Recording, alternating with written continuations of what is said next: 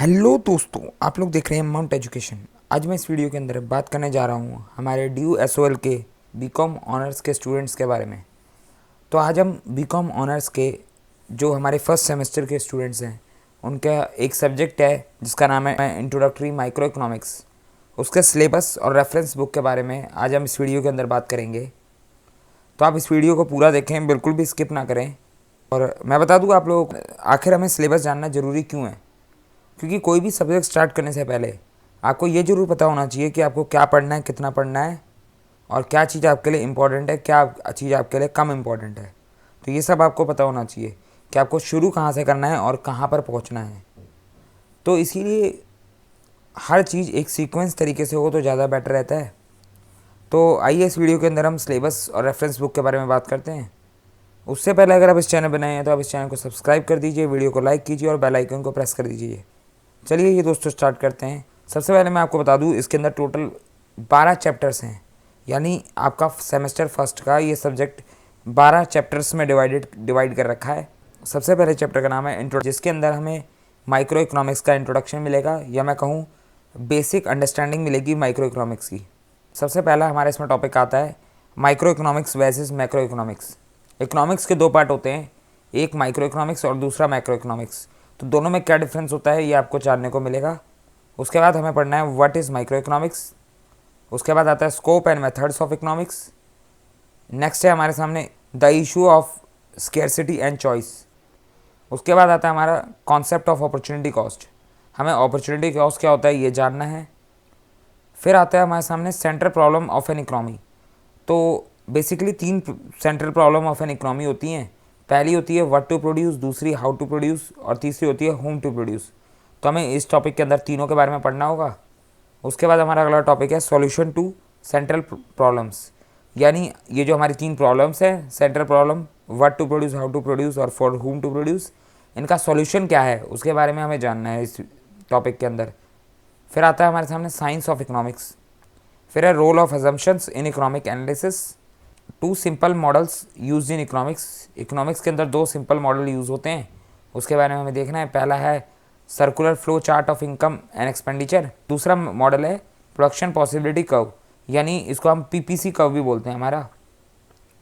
तो ये 2 मॉडल के बारे में हमें पढ़ना है। फिर है understanding economic condition through PPC curve. फिर आता है पॉजिटिव और वर्सेस नॉर्मेटिव इकोनॉमिक्स। उसके बाद है interdependence and gains from trade, determinants of international trade, theories of gains from specialisation and trade. इसके अंदर 2 थ्योरीज हैं, पहली है थ्योरी ऑफ एब्सोल्यूट एडवांटेज और दूसरी है थ्योरी ऑफ कंपैरेटिव एडवांटेज। उसके बाद आता है हमारा लास्ट टॉपिक इस चैप्टर का criticism of comparative advantage theory, कि आखिर क्यों क्रिटिसाइज़ किया जाता है हमारी कंपैरेटिव एडवांटेज थ्योरी को, तो उसके बारे में हमें जानना होगा। तो हमारे ये सभी टॉपिक है हमारे चैप्टर 1 के अंदर जिसको हमें पढ़ना है। उसके बाद मैं बात करूँ चैप्टर 2 की, तो आपका चैप्टर 2 है डिमांड एंड सप्लाई, जिसमें हमें सबसे पहला टॉपिक पढ़ना है मीनिंग ऑफ डिमांड और मीनिंग ऑफ सप्लाई। फिर आता है factors determining demand and supply, जिसमें हमें 2 फैक्टर्स पढ़ने हैं। पहला फैक्टर है हमारे सामने इंडिविजुअल डिमांड फैक्टर, या जिसको हम बोलते हैं हाउस होल्ड डिमांड फैक्टर, और दूसरा हमारे सामने है मार्केट डिमांड फैक्टर। और इसी तरीके से हमें फैक्टर डिटरमाइनिंग सप्लाई भी पढ़ना होगा, जिसमें भी सेम हमें इंडिविजुअल या मैं कहूँ हाउस होल्ड सप्लाई पढ़ना होगा, दूसरा हमें मार्केट सप्लाई पढ़ना होगा। तो इन दोनों के फैक्टर्स पढ़ने हैं हमें इस टॉपिक के अंदर। फिर आता है हमारे सामने अगला topic law of demand supply, यानी हमें लॉ ऑफ डिमांड पढ़ना है, फिर हमें लॉ ऑफ सप्लाई भी पढ़ना होगा। यहाँ पर आता है हमारा डिमांड सप्लाई शेड्यूल, यानी हमें डिमांड शेड्यूल पढ़ना है एंड फिर सप्लाई शेड्यूल पढ़ना है।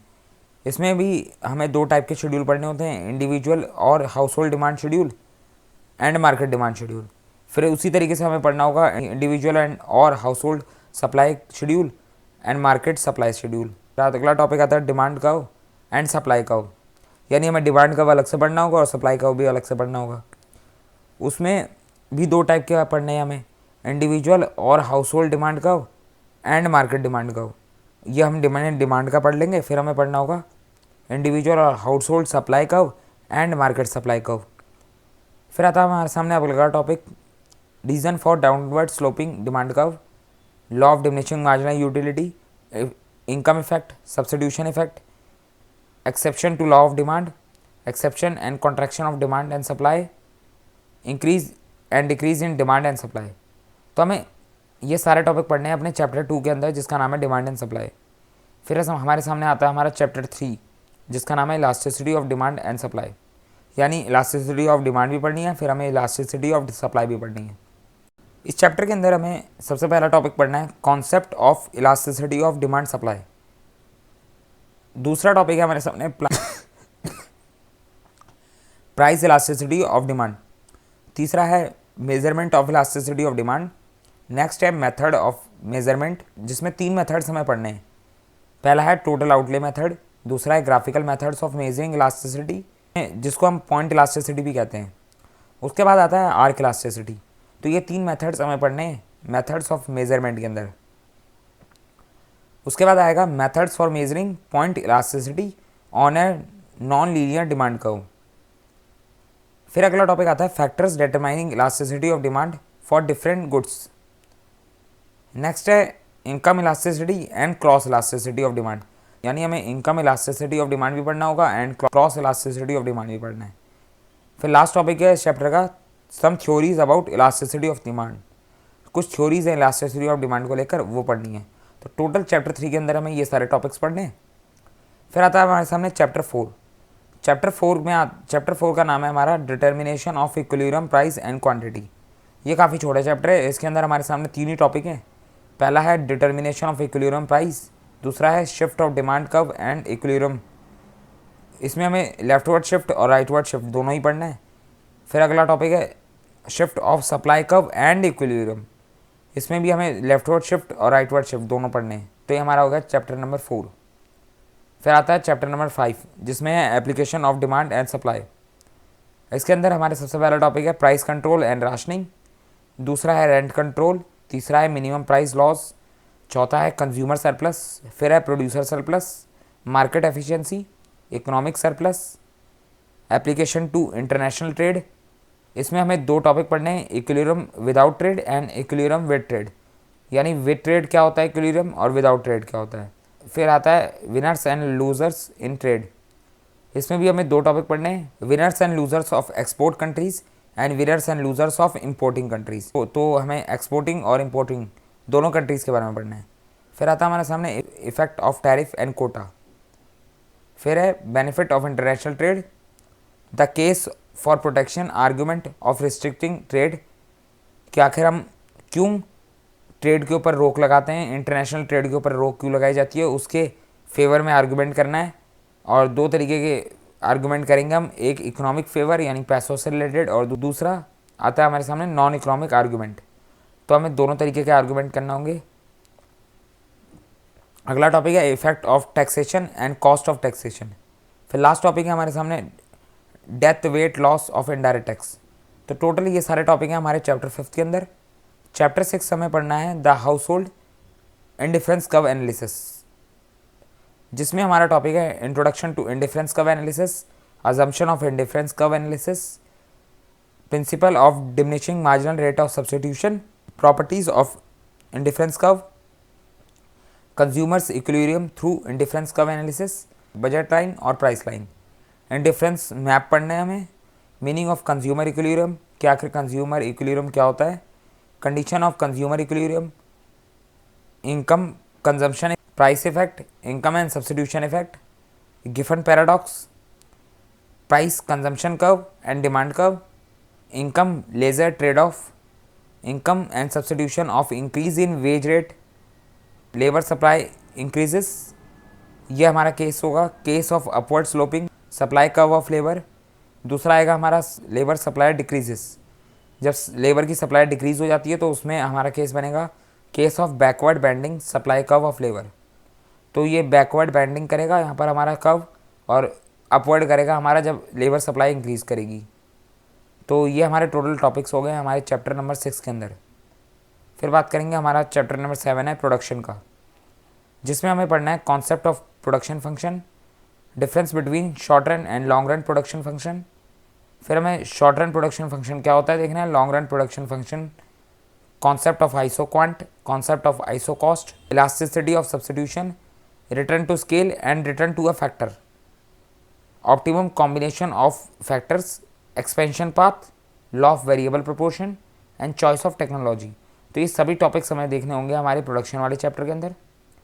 फिर आता है हमारा chapter number 8, cost and revenue का चैप्टर, जिसमें सबसे पहला टॉपिक है हमारे सामने cost introduction, component of total cost, जिसमें हमें फिक्स और वेरिएबल कॉस्ट के बारे में पढ़ना है। फिर है हमारे सामने short run cost, long run cost, total cost पढ़ना होगा, एवरेज कॉस्ट और मार्जिनल कॉस्ट, तीनों के कॉन्सेप्ट पढ़ने होंगे कि आखिर तीनों कॉस्ट क्या होती हैं। Short run industry supply curve, concept of revenue, इसमें हमें टोटल रिवेन्यू, एवरेज रिवेन्यू और मार्जिनल रिवेन्यू तीनों पढ़ने हैं।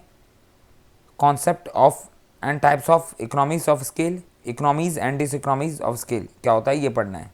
तो टोटल हमारे चैप्टर नंबर 8 के अंदर ये सारे टॉपिक्स हैं। तब मैं बात करूँ हमारे चैप्टर नंबर 9 की, जिसका नाम है परफेक्ट कॉम्पिटिशन। इसमें आपको मार्केट्स के बारे में पढ़ने को मिलेगा, introduction two of perfect competition, कि आखिर परफेक्ट कॉम्पिटिशन क्या होता है। फिर आएगा meaning and features of perfect competition, equilibrium of firm under perfect competition, firm supply curve, market supply curve, short run equilibrium of firm, long run equilibrium of firm and industry, long run industry supply curve, allocative efficiency under perfect competition. तो ये हमारे topics हैं हमारे chapter number 9 perfect competition के अंदर। फिर आपका है chapter number 10 monopoly and imperfect competition. ये भी हमारा मार्केट से रिलेटेड चैप्टर है। इंट्रोडक्शन, सबसे पहला टॉपिक है इंट्रोडक्शन। फिर आएगा meaning of monopoly, features of monopoly, revenue under monopoly, equilibrium of the firm under monopoly, price discrimination, allocative inefficiency and death weight loss under monopoly, monopolistic competition आखिर क्या होता है, features of monopolistic competition, short run equilibrium of a firm under monopolistic competition, long run, यहाँ पर run आएगा, long run equilibrium firm, long run equilibrium of a firm under monopolistic competition. तो हमें short run equilibrium और long run equilibrium दोनों पढ़ना है। Access capacity under monopolistic competition, perfect versus monopolistic competition, कि परफेक्ट कॉम्पिटिशन क्या होता है और मोनोपोलिस्टिक कॉम्पिटिशन क्या होता है, इनका डिफरेंस बिटवीन पढ़ना है। Market success and market failure, public policy toward monopoly and competition. तो हमारे ये टोटल टॉपिक्स हैं चैप्टर नंबर 10 के अंदर जो हमें पढ़ने होंगे। चैप्टर 11 हमारा input markets, demand and supply of factors, जिसमें हमारे टोटल 5 टॉपिक दे रखे हैं। सबसे पहला टॉपिक है द डिमांड्स फॉर फैक्टर्स। तो हमें फैक्टर्स ऑफ प्रोडक्शन की डिमांड के बारे में पढ़ना है। इसमें हमारे अंदर कुछ टॉपिक्स दे रखे हैं। The nature of demand for a factor, different concept of marginal product, relation between MRP and VMP. MRP क्या होता है हमारा मार्जिनल रिवेन्यू प्रोडक्ट, वीएमपी होता है वैल्यू ऑफ मार्जिनल प्रोडक्ट। फिर है हमारा शेप ऑफ एमआरपी कर्व। उसके बाद आएगा difference between MRP and under perfect and imperfect competition. तो ये हमारा फर्स्ट टॉपिक है। दूसरा है हमारा firm demand curve of A factor. अगला है market demand curve of A factor. फिर आता है firm demand curve for a factor when factor market imperfect. जब हमारी फैक्टर मार्केट इम्परफेक्ट होती है तो उस समय पर फर्म डिमांड कर्व किस तरीके से होता है वो हमें देखना है। फिर आता है हमारा last topic supply of factors, जिसके अंदर हमारे ये टॉपिक्स आते हैं supply of factors to the whole economy, supply of land, supply of labour, supply of capital. तो ये हमें फैक्टर्स का मतलब हो गया हमारा फैक्टर्स ऑफ प्रोडक्शन से रिलेटेड। तो हमें डिमांड पढ़नी है फैक्टर्स ऑफ प्रोडक्शन की एंड सप्लाई पढ़नी है फैक्टर्स ऑफ प्रोडक्शन की। मैंने आपको बता रखा है आपके फैक्टर ऑफ प्रोडक्शन 4 होते हैं, land, labour, capital and entrepreneur. तो टोटल हमारे फैक्टर्स ऑफ प्रोडक्शन जो होते हैं इकोनॉमिक्स के अंदर 4 होते हैं। तो उन्हीं की डिमांड और सप्लाई के बारे में हमें इस चैप्टर के अंदर पढ़ना है। फिर आता है हमारा supply of factors to particular uses, supply of a factor to individual firms. तो टोटल हमारे ये 5 टॉपिक्स हैं हमारे चैप्टर नंबर 11 के अंदर, जिसका नाम है इनपुट मार्केट्स। इनपुट का मतलब हो गया हमारे फैक्टर्स ऑफ प्रोडक्शन की मार्केट। उसके बाद हमारा लास्ट चैप्टर आता है marginal productivity theory of distribution, जिसमें हमारे टोटल 7 टॉपिक हैं। पहला टॉपिक है स्टेटमेंट ऑफ द थ्योरी, जिसके अंदर हमें बेसिकली जानना है determination of equilibrium at the level of an individual firm. तो हमें इंडिविजुअल फर्म के लेवल पर इक्विलिब्रियम का डिटर्मिनेशन करना है इस थ्योरी के अंदर। दूसरा आता है हमारा मार्जिनल प्रोडक्टिविटी थ्योरी। ये मोस्ट इंपॉर्टेंट थ्योरी है जो आप लोगों को पढ़नी है, मार्जिनल प्रोडक्टिविटी थ्योरी। तीसरा आता है labour market and public policies. अगला आता है objective of labour market policies. फिर आता है types of labour market policies, जिसके 2 टाइप्स होते हैं। पहला है पैसिव लेबर मार्केट पॉलिसीज़, दूसरा एक्टिव लेबर मार्केट पॉलिसीज़। तो 2 तरीके की लेबर मार्केट पॉलिसीज़ होती हैं, एक्टिव एंड पैसिव। फिर पढ़ना है हमें ऑब्जेक्टिव ऑफ ALMPS यानी एक्टिव लेबर मार्केट पॉलिसीज़ के ऑब्जेक्टिव्स क्या होते हैं। लास्ट आता है हमारा टाइप्स ऑफ ALMPS यानी एक्टिव मार्केट पॉलिसीज़ के टाइप्स कितने होते हैं। तो टोटल हमारे 5 टाइप्स होते हैं इसके। Job placement service, training programmes, direct employment, job creation भी बोलते हैं इसको हम। अगला है हमारा employer subsidies and wage insurance and last type है इसका सेल्फ एम्प्लॉयमेंट। तो टोटल हमारे 5 टाइप है ALMPS के। तो ये टोटल हमारा सिलेबस हो गया हमारे BCom ऑनर्स के इंट्रोडक्टरी माइक्रो इकोनॉमिक्स का, जिसमें हमारे 12 चैप्टर हैं। अब मैं बात करूँ इकोनॉमिक्स के इम्पॉर्टेंट टॉपिक्स की, तो मैं आपको एक बात बता दूँ, इकोनॉमिक्स के अंदर स्पेशली माइक्रो इकोनॉमिक्स के अंदर कोई इंपॉर्टेंट टॉपिक नहीं होता, सभी चैप्टर्स इंपॉर्टेंट होते हैं। कहीं से भी क्वेश्चन बन सकता है, क्योंकि थ्योरी क्वेश्चन प्रैक्टिकल होता है तो इंपॉर्टेंट फिर भी बता दिया जाता है, लेकिन थ्योरी के अंदर इंपॉर्टेंट बताना बहुत मुश्किल है, वो भी इकोनॉमिक्स जैसे सब्जेक्ट के अंदर आपको कोई इंपॉर्टेंट नहीं बता सकता। कहीं से भी कोई भी क्वेश्चन पूछा आ सकता है, आपको सबके बारे में आइडिया होना चाहिए, सभी टॉपिक्स के बारे में। हाँ, मैं ये ज़रूर कह सकता हूँ कि स्टार्टिंग के कुछ चैप्टर्स, जो स्टार्टिंग के 5-6 चैप्टर्स हैं, ये आप लोगों के यहाँ तक एंड डिफरेंस कर्व एनालिसिस तक, ये आप लोगों का बेस अच्छे से बना देंगे। बाकी आपको पढ़ना सब कुछ है, इसमें आप कुछ छोड़ नहीं सकते, क्योंकि हर चैप्टर अपने आप में इंपॉर्टेंट है, हर चैप्टर से क्वेश्चन बनता है। कोई आपको ये नहीं कह सकता कि इस चैप्टर से क्वेश्चन नहीं बनेगा या इस चैप्टर से क्वेश्चन बनेगा। तो आपको सभी कुछ पढ़ना है इसमें। मैं आप बात करूँ आपकी रेफरेंस बुक की, तो 3 बुक्स आपको मैं रेफ़र कर रहा हूँ। इसके अंदर आप तीनों बुक में से कोई भी एक बुक ले सकते हैं, तीनों ही बहुत बढ़िया बुक हैं। पहली है बी विंसन माइक्रो इकोनॉमिक्स की बुक है, टाटा MC ग्रे हिल की बुक है, ये काफ़ी अच्छी बुक है। दूसरी बुक आती है हमारी एन ग्रेगरी मैक्वी की, ये भी हमारी काफ़ी फेमस और काफ़ी अच्छी बुक है, प्रिंसिपल्स ऑफ माइक्रो इकोनॉमिक्स की। इसमें काफ़ी इजी लैंग्वेज में आपको लोगों को समझा रखा है। तीसरी बुक है हमारी निक्सन एंड सेंडर की, ये माइक्रो इकोनॉमिक्स थ्योरी की बुक है। ये बुक बहुत अच्छी बुक है, लेकिन ये बुक थोड़ी सी आपको हार्ड पड़ेगी पढ़ने में। अगर किसी को बहुत डिटेल में माइक्रो इकोनॉमिक्स जाननी है और बहुत पढ़ने में काफ़ी इंटरेस्ट है, तो वो इस बुक को ले सकता है। ये बुक्स में आपको थोड़े से मैथमेटिकल प्रॉब्लम्स भी देखने को मिलेंगे इकोनॉमिक्स से रिलेटेड, और लेकिन काफ़ी डिटेल में और काफ़ी अच्छे से समझा रखा है।